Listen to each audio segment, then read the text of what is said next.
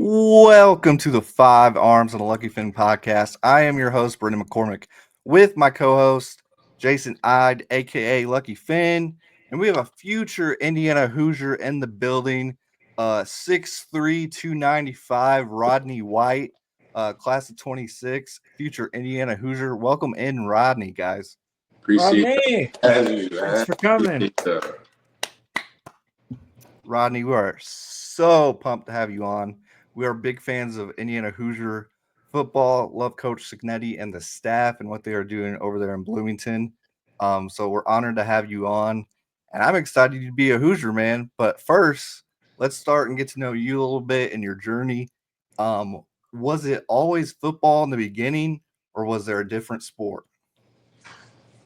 So the first sport I actually started with was baseball. I started with baseball, and I was like always the bigger kid. So my coach was like, "Hey, you should go try playing football for this organization." So my grandmother was like, "Okay." They put me in football at first. I really didn't like it. Like I hated working out. I'm like, man, I don't want to do all this running. So eventually, when before quarantine hit, I wanted to play basketball. That's what I was really focused on heavily, basketball. And then quarantine hit, so it shut that down.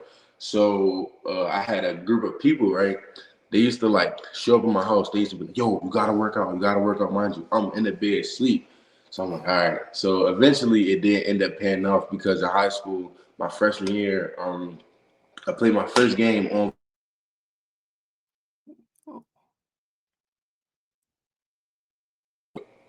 Y'all got me? I'm good. Yeah, you're good. You're good. You're back. Somebody had called. No, I'm cool. So I played my first game on varsity as a true freshman, no JV, just straight varsity. I feel. I'm putting my phone on D&D. I'm trying Oh, to I see. focus up. What is someone trying to call you or something? Yeah, I had someone trying to call me. Give me 1 You second. good? So, No, you good. first game on varsity, and I remember my first ever snap. It felt like a movie. I was like, okay, this is really different. This is kind of fun. So my first snap, I was lined up at right side 3-tech. I got past the lineman, and I was chasing the quarterback. And as I'm chasing, it feels like an action movie. So, okay, the next play, I think I hit like my infamous swim move. I got a tackle. Like my third play in. It was a TFL. So this was like when I knew like football was for me. And then after the game, I had an old coach of mine come up to me and was like, "Hey, you keep playing that, you know, you're gonna play Division I football." So I'm just hearing. I'm like, all right, cool.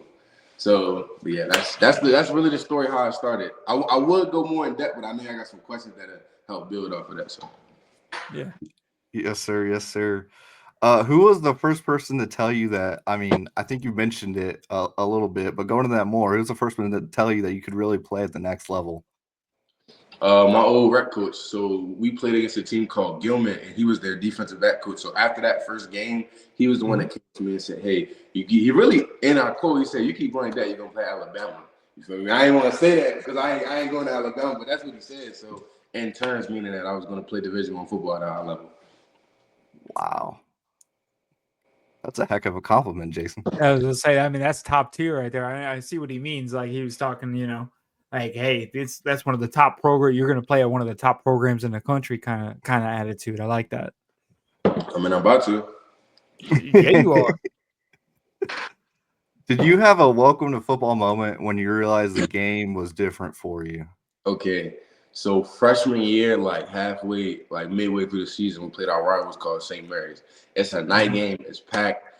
I wasn't a starter, so I got in the game like the third quarter-ish, right? So as a young guy, I don't know if y'all play rec football, but if you were like 10U and you seen the 14U guys, you're like, damn, they're kind of big. So on my head, okay, these guys are kind of big. They also had a tackle named Davon Watkins that was committed to Maryland. So I got in the game at 3-tech. I think it was like my first play in the game. Double team. Tackle gets me. The guard gets me out the way. I'm on my knee. I look to my right. I remember this vividly. They had a running back. He had number 6. He hit 30 yards down the field through my gap. So I got to take out the game. And my coach grabbed me. He was like, "Yo, this is a grown man's game." Like, he really grabbed me. He was like, "Yo, this is a grown man's game." And I'm like, damn, he's not lying. So that was my welcome to, like, football moment. Like, that was like, okay. It's definitely one in the trenches. I'll tell you that after all the coaches we've interviewed and players, I really strongly believe it's one in the trenches. Yes, sir. Um, walk us through a little bit of recruiting. I'm just going to go off the list of all the offers that you have, Rodney. And I have to say, this is really impressive to me. But I'm going to name them off of most of the colleges. West Virginia, Penn State, South Carolina, Boston College, Charlotte, Akron, Virginia Tech, Tennessee, Toledo, Georgia Tech, Pittsburgh, Ohio, Tulane, Delaware, Kent State, UNLV, and finally your Indiana Hoosiers, Indiana University. Walk us through the moment you knew Indiana was the place for you, Rodney. Okay, so Indiana has a guy that's from where I'm from named Byron Baldwin, right? So I believe I took a junior day visit there before my official visit, and I was with him, and we're just talking. I was like, "Yo, why did you end up going to Indiana?" So where I come from, I come from a city where it's like it's not the safest thing in the world. So Byron and I quote, he said, he was like, "Yeah, you go outside in your flip flops at 2 a.m. and still feel safe." And I was like, okay, this is definitely the environment for me. Like this is where I'm at. I'm gonna go here, make an example for all the kids in my area that it's a way out. You feel me? You can make it out. You can grind. You can go through else. You can make a name. That was definitely the moment when he told me that. I love hearing that. Yeah, Indiana is definitely super safe, man. It's honestly there's nothing like it in my opinion. You have a bunch of corn. The people are super nice. And they just love their Indiana Hoosiers, man. I'll be honest with you, Sure. honest and up front. Y'all see who's next to me? Y'all see who's next Oh, that's there it is. Letter. to me? Who's next to me? Man, that's You're gonna get that. You're gonna get that framed. 100%. Oh yeah. He should. That thing is Always nice. to always remind you what you accomplished. Yes, sir. I love that, man. That's awesome. What was your favorite part of the recruiting process, Rodney? I really would say the food, but I'm gonna be realistic. My favorite part of it really was so the D-line coach name is Coach Coons. I like how he kept it real with me. He wasn't like sugarcoating. He was like, "This is what it takes to play at this level. Like you have to do this, this, and this." And a lot of other coaches, not to shade on them, but it kind of was like babying, like, "Oh yeah, you'll do this, you'll do this." So I knew that he actually had a plan for me. You know what I'm saying? So I knew what he was telling me was real, and I was like, I can definitely respect that, especially as a man and as a coach. I was like, yeah, that's my favorite part was him keeping it real and telling me what it takes to play at this level.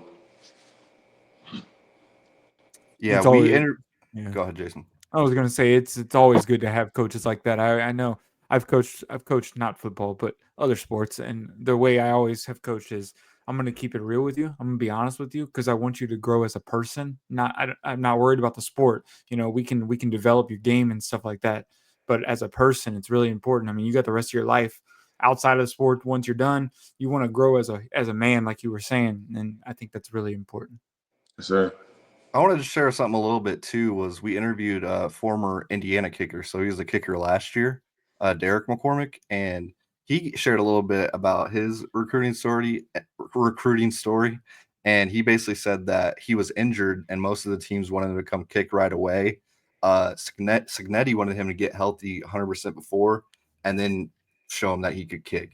So that just shows me like the coaching staff definitely care about the recruits as a person and develop them into a football player. So I just want to say that means a lot to me of you sharing that, Rodney.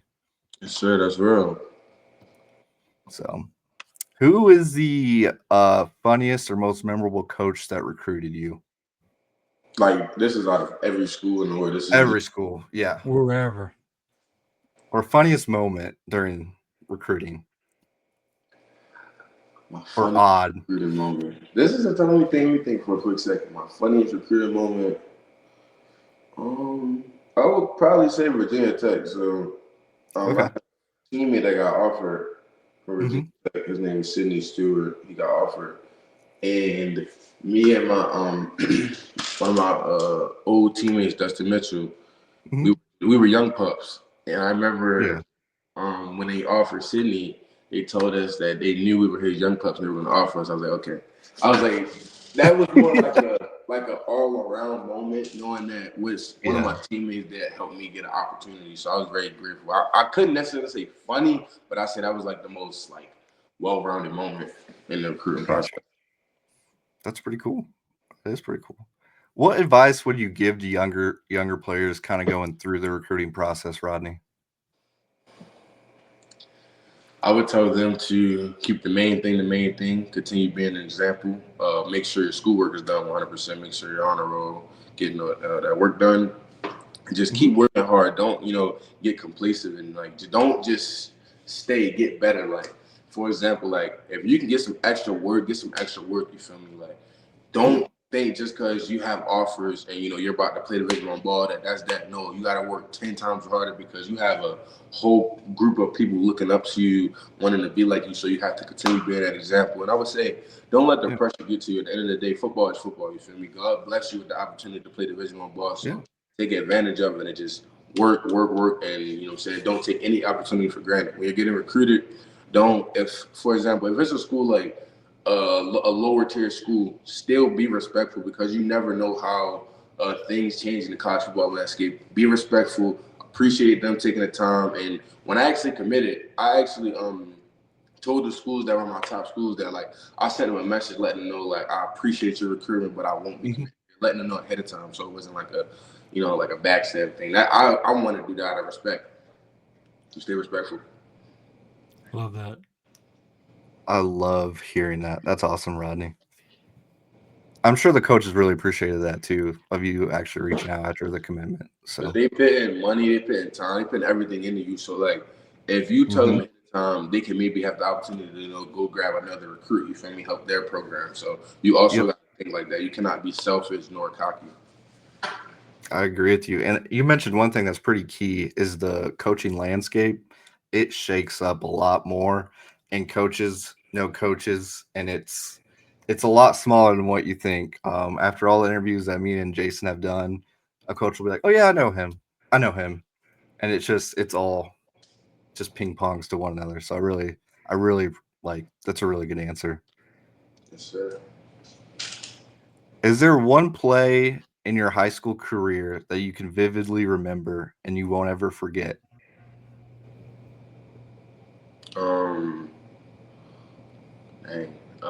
When I got a sack in the championship, my sophomore year, we won it against John Carroll. I got a sack, and I remember my teammate now at Wisconsin, Ernest Willer, and my teammate that now goes to Maryland, St. Stewart. After I got the sack, right, I kind of blacked out. I had a move, got the sack, and I looked to my left, and they just was hyping me up. It was just a brotherly love. So that was okay.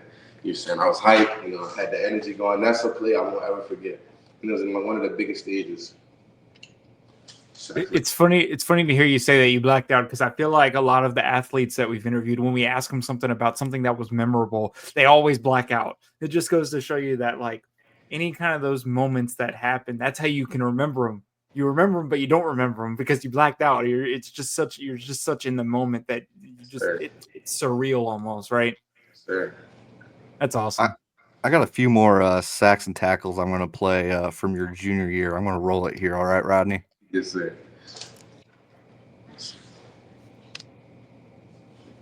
Oh, there he is. Oh, put him down. Tackle for loss. There's more coming. Mm-hmm. Boop.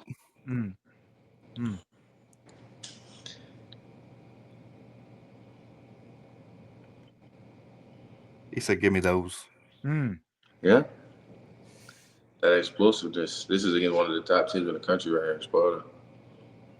On the knee, too. There it is. You're back there before you even got the handoff. Power, make that tackle. Straight speed.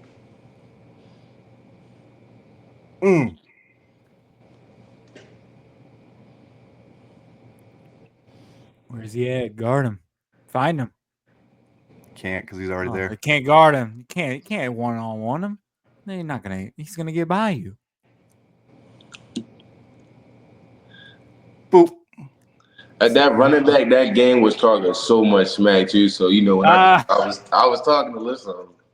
I love it. And that guy said, "That's a first down, right?" No, it's not. Not when Rodney's in the game. I see a sack coming. Oh, that was a hand. No, they're scared to pass it when Rodney's there. Oh, check this out. Hurdle block. No, huh? He did block it. Rodney said, I've been working on my vertical.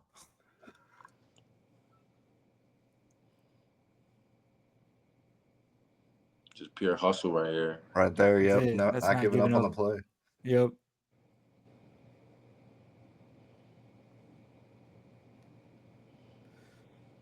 Man, that guy you're guarding right there, that dude, that was a tall dude. You just pushed him right back. Tell him to go sit down.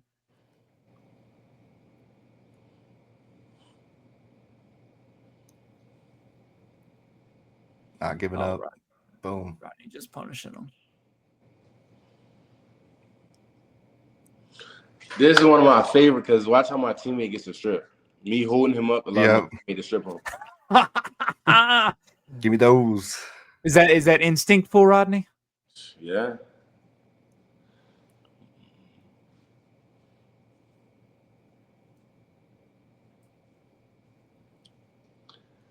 Yeah. Rodney, I got a question about one of those plays. So when you're a defensive lineman on a read option play, you have your assignment, right? Is that how it works going into the play, or do you kind of just, or are you just making an instinctful decision on what you think the quarterback's about to do? Wait, read option as in like, for example, quarterback gets it and it's like he's about to either peel out or give it to the running back, that type of play.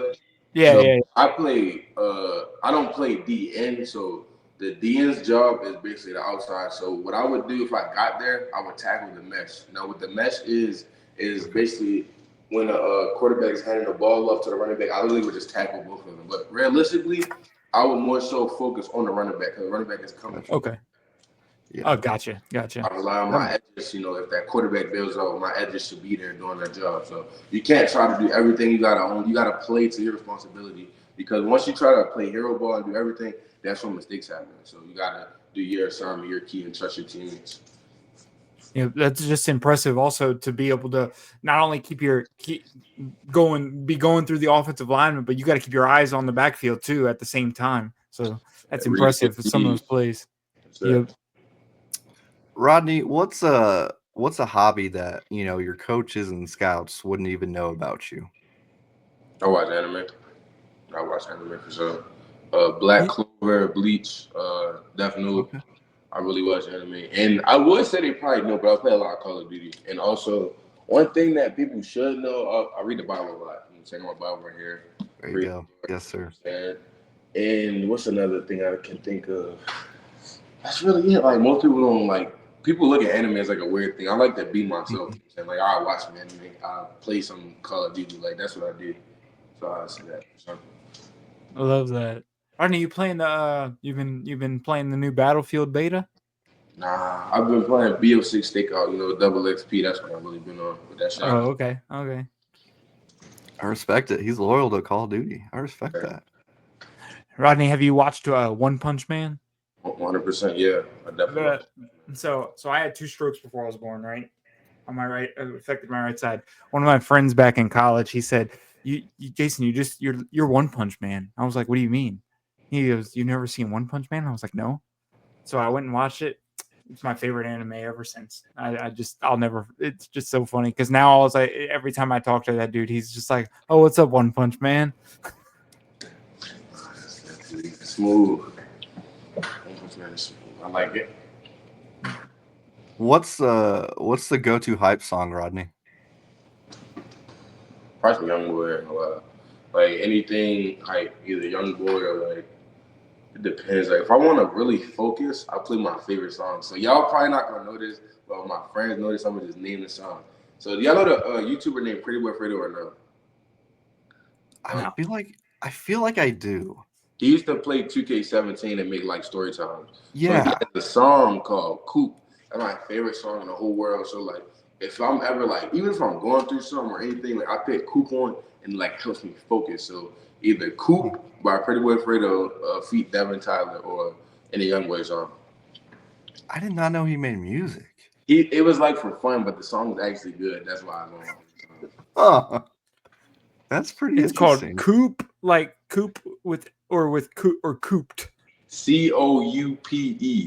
COUPE. Favorite song. All right, cool. I'm gonna go find. And who'd you say it was by? Pretty Boy Fredo feat Devin Tyler. Pretty Boy Fredo. See, most people would be like, "What? Pretty Boy Fredo?" Like, cause he's not known for music. He's just like, I love that song. Yeah. Yeah, I thought he was a 2K creator when you said that. I was He like, was. Now he like, he got a family and stuff, so he don't really make videos like that no more. But he I definitely gotcha. YouTuber. I Yeah. can relate to that. Brendan for sure. It does take a lot, like having a family, being married, Rodney. It's a different type of hustle and grind. And then when I'm working on the pod, I'll go on the record and say this. Most of the time when I edit and I create reels and things like that for our podcast, it's anywhere between 9 p.m. to 3 a.m. That's when I grind. Yep. So if I send you the reels at 1 a.m. to your email, don't be alarmed. But that's when it's just one day out of the week. But like normally I'll usually watch a couple streamers that I like. Good Game Bro is one of them that I like on Twitch. And then there's another one. He's hilarious. It's like Daddy Gamu or something like that. He's just like a chubby, like white ginger guy.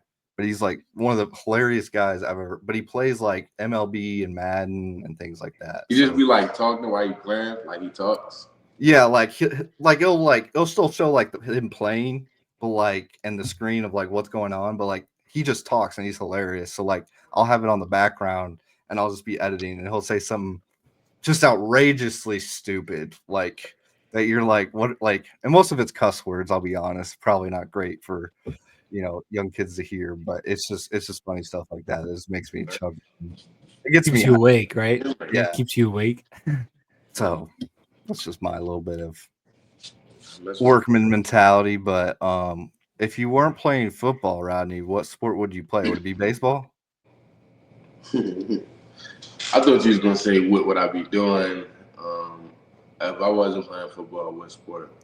That's a really good question. It probably really would be basketball, but I wouldn't go as far with it because like the height and stuff. I probably would have to drop 100 pounds of play guard and just become like straight down.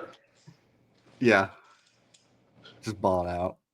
Do you still hoop now though for fun? No, not at all. Just sole focused football. Yeah. Do you go watch your friends play or anything like that? Yeah, like high school games? Yeah. Yeah. For sure. Yeah. I got you. Have you? Go ahead. I was saying, if I wasn't playing any sport, though, I definitely would be like a full-time content creator. Like before I actually got into, football heavy, I played 2K21. And I made like little videos on TikTok, and I kind of like blew up a little bit. But I had to change my niche because I got good at football. So like I wasn't playing too good as much. But I'm definitely thinking about getting back into content for sure. Because I feel like I got a funny personality and people are watching. That's good. Yeah, it's different from when we were younger. Definitely different. It's like we didn't have that stuff around, so that's really cool.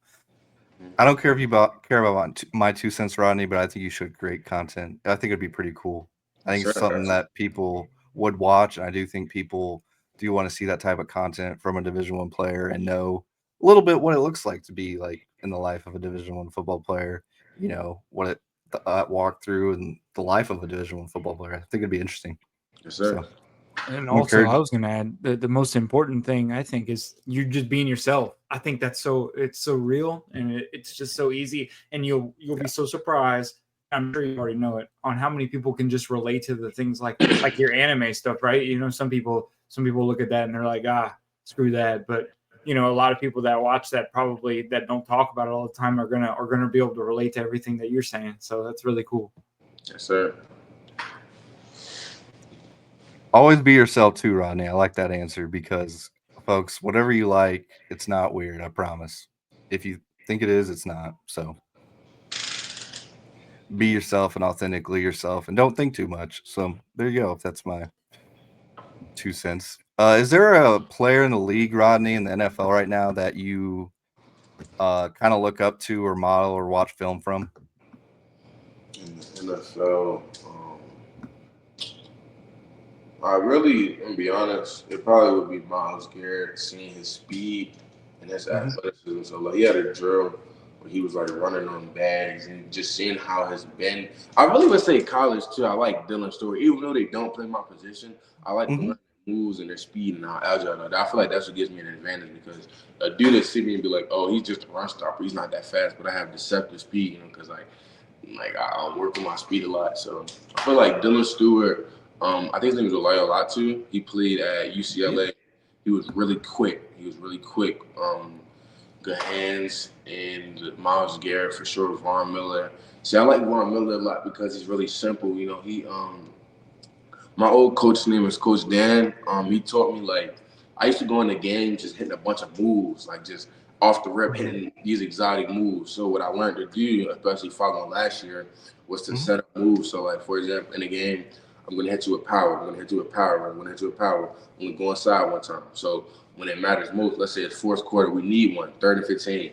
Now I'm gonna fake like I'm giving you power, come out, cross chop. Now I'm at the quarterback. You feel me? Just learn to set up moves because I know at the next level you can't just go ahead and swim move. You feel me? You gotta set that up. You gotta make them fears. You gotta make them fear it. So like if I'm giving you work with power, you're gonna respect it. So now you're gonna try to jump set me. Now I'm gonna come out of that. You know what I'm saying? Like just certain things like that help translate my game to the next level.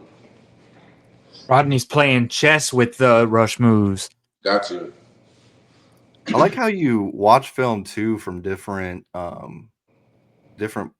players and things like that from different positions. Honestly, too, take notes from that. That's pretty cool. I haven't heard that from someone we've interviewed. I'll be honest, Rodney. So especially like being on that defensive line where you can move around a little bit, get Peter a little Woods. versatile. Forgot. Peter Woods, Clemson. All right. Got Shout out Peter. Peter Woods. Okay.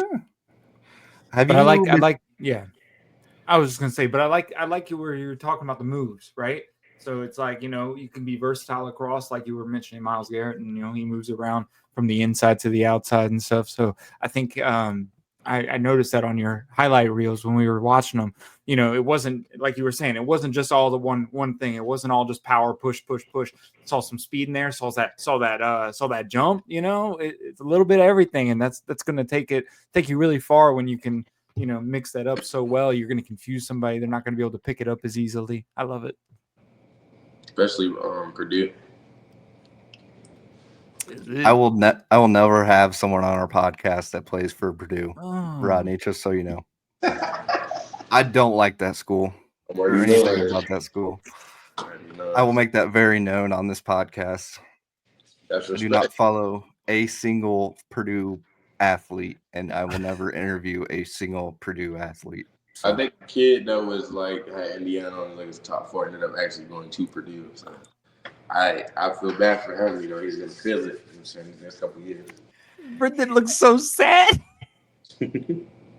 Brendan does not like to even talk about Purdue. He said, "I don't want to hear about the Boilermakers."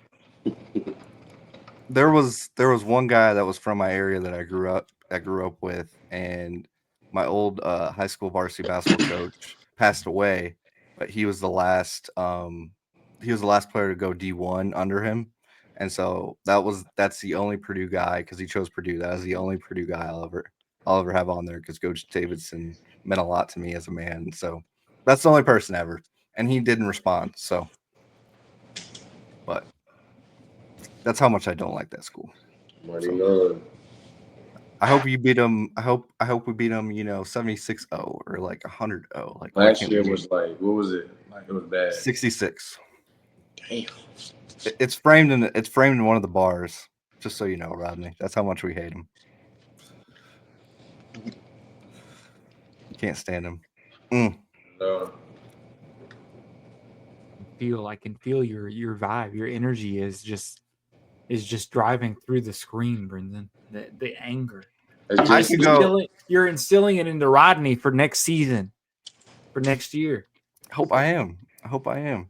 Now, I could talk about how much I hate Purdue, Rodney, for probably hours and hours. So I don't want to go into all that. But Rodney, have you had a chance to have some food down there in Bloomington? Yeah, I had some food. I went to a couple of spots. Went to some delis.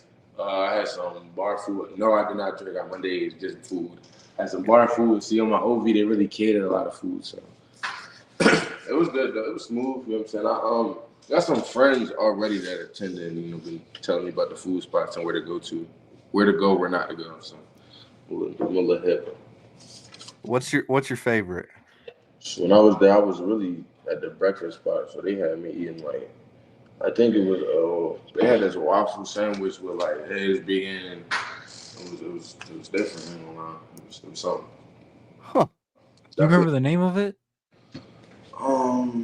It's in like I don't know if I know where they host like the OE kid, but it was in that hotel. And like the hotel had like a breakfast area and they had like waffles with chicken, like just breakfast food. And Hmm. I don't remember the name, but I know it was real good. It hit different. And I was like, what the heck? Well, Rodney, whenever you go back and you remember the name and you find it, you let us know so we can go there when we come watch a game. No, I'm gonna come back for. I know y'all play Yeah. Michigan State at home. So we just gotta find a date like where though I don't play, and preferably on my Yeah. bye week to come for a game. Makes I sense. got you. Illinois fans are chirping at us too on X about that game, so I'm really excited. Really, really excited about that one, Rodney. I want us to devour them. But Rodney, what are your goals for your senior season, stats wise? I really don't necessarily have stat goals. It's more so like doing what I can to help the people under me, like the younger guys, get better and like because I know a lot of teams aren't going to really run to me. So, like, just being there for my linebackers and my other guys to make plays, that's really what I'm doing. Because I feel like I'm already committed. You know what I'm saying? You got to see what I can do. It's not necessarily like a stat goal. It's just whatever I can do to help the team win. That's how I'm feeling this year. Love that. It's like Brendan was saying, it's like it's one in the trenches, but a lot of times it's like you're the unsung heroes, making opening up place for everybody. So love to hear that. Yes, sir. Rodney, what's your favorite restaurants where you're from? That's a great question. Favorite restaurants where I'm from?